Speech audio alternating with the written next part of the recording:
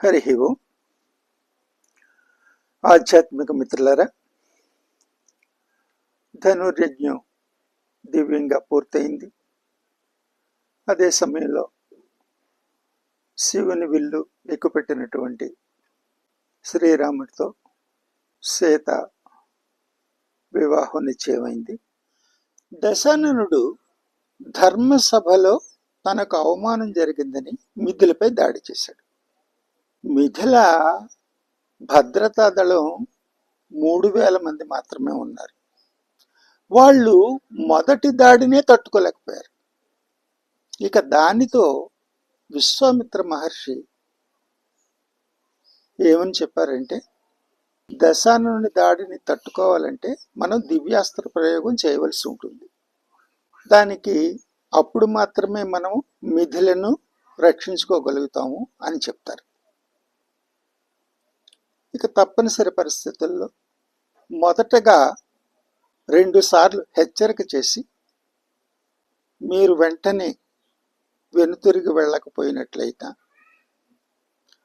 మళ్ళీ మిథిలపై దాడి చేసిన దివ్యాస్త్ర ప్రయోగం వెంటనే ప్రయోగించడం జరుగుతుందని 2 సార్లు హెచ్చరిక చేసి, ఆ తరువాత రాముని చేత దివ్యాస్త్ర ప్రయోగం చేయిస్తారు విశ్వామిత్ర మహర్షి. దివ్యాస్త్ర ప్రయోగం జరిగిన వెంటనే పెద్దగా శబ్దం వస్తుంది. ఆ తరువాత 10,000 మంది అంగరక్షకులతో ఉన్నటువంటి దశాననుని పైన హరితవర్ణం వ్యాపిస్తుంది. ఆ హరితవర్ణం ఎప్పుడైతే వ్యాపిస్తుందో వాళ్ళందరూ కూడా స్పృహ తప్పి పడిపోవడం మొదలు పెడతారు. ఈ పరిస్థితులను గమనించినటువంటి దశాననుడు పుష్పక విమానంలో తిరిగి వెళ్ళిపోతాడు. ఈ సైన్యం అంతా కూడా స్పృహ తప్పి పడిపోతుంది. అంగరక్షక ప్రముఖులను బంధిస్తారు. వీళ్ళు బంధించి రావణునికి హెచ్చరిక చేస్తారు. నీవు కనుక మిథిలపై కానీ అయోధ్యపై కానీ సప్త సింధులోని మరి ఏ రాజ్యం మీద కానీ దాడి చేసిన యుద్ధ ఖైదీల ద్వారా ఈ విషయం అంతా కూడా ఆర్యావర్తం అంతా తెలిసేటట్టు చేస్తాము అని చెప్పడం జరుగుతుంది. ఎందుకంటే ఆ జరిగినటువంటి స్వయంవర సమయంలో కన్యకే అన్ని అధికారాలు ఉంటాయి. ఆ సమయంలో మిథిలపై దశాననుడు దాడి చేయడం చాలా తప్పు, ఆ యుగ నియమాలకే విరుద్ధం. అందుచేత దానికి రావణుడు కూడా అంగీకరిస్తాడు. అప్పుడు విశ్వామిత్ర మహర్షి ఏం చేస్తారంటే, నేను ఏ రాజ్యంపై కూడా అకారణంగా దాడి చేయనని రుద్రదేవుని మీద శపథం చేయమని నియమం పెడతారు. దశాననుడు దానికి కూడా అంగీకరిస్తాడు. ఆ రకంగా సమస్య పరిష్కరించబడుతుంది.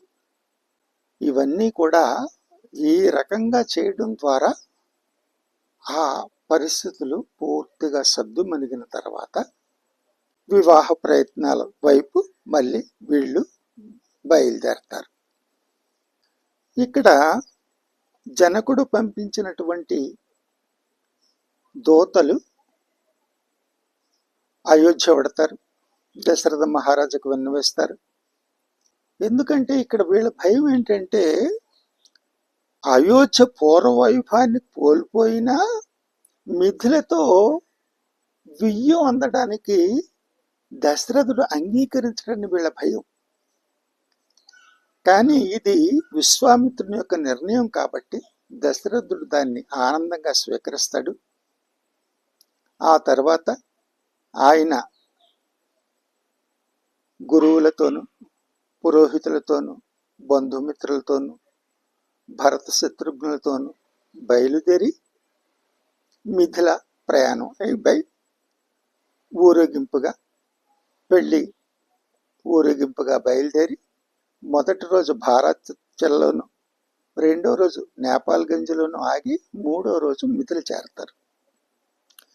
ఇక్కడ కైకేయి మాత ఏం చేస్తుందంటే, రాముని యొక్క వివాహం నిర్ణయించబడింది కాబట్టి ఆ సంతోషంలో గోదానాలు చేస్తుంది.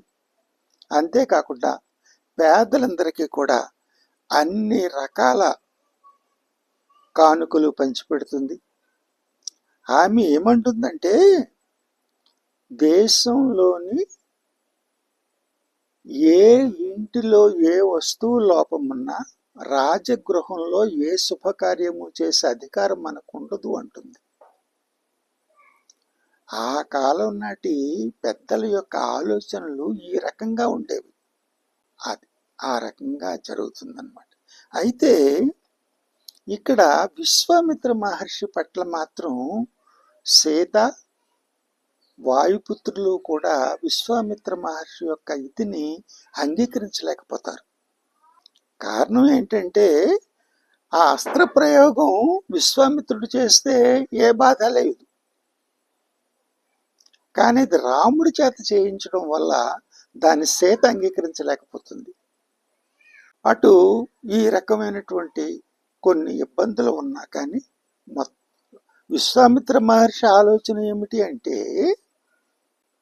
దశరథుడిని ఓడించి దశాననుడు గుర్తింపు పొందినట్టు దశాననుడిని మిథిల నుంచి తరిమి కొట్టినటువంటి రాముడు ఆర్యావర్తంతో గుర్తింపు పొందుతాడని, రావణుని యొక్క అనేక చర్యల ద్వారా విసిగిపోయిన ప్రజలందరూ కూడా రాముణ్ణి విష్ణువుగా అంగీకరిస్తారని ఆయన భావించారు. ఈ రకంగా పరిస్థితులన్నీ సద్దుమణిగాయి. వివాహ ఏర్పాట్లన్నీ పూర్తయ్యాయి. ఇక్కడ ఎప్పుడైతే వీరందరూ అయోధ్య వారందరూ వచ్చిన వెంటనే వీళ్ళు ఎదురు సన్నాహాలతో వారిని తీసుకువచ్చి గౌరవ మర్యాదలన్నీ చేశారు. హరి ఓం.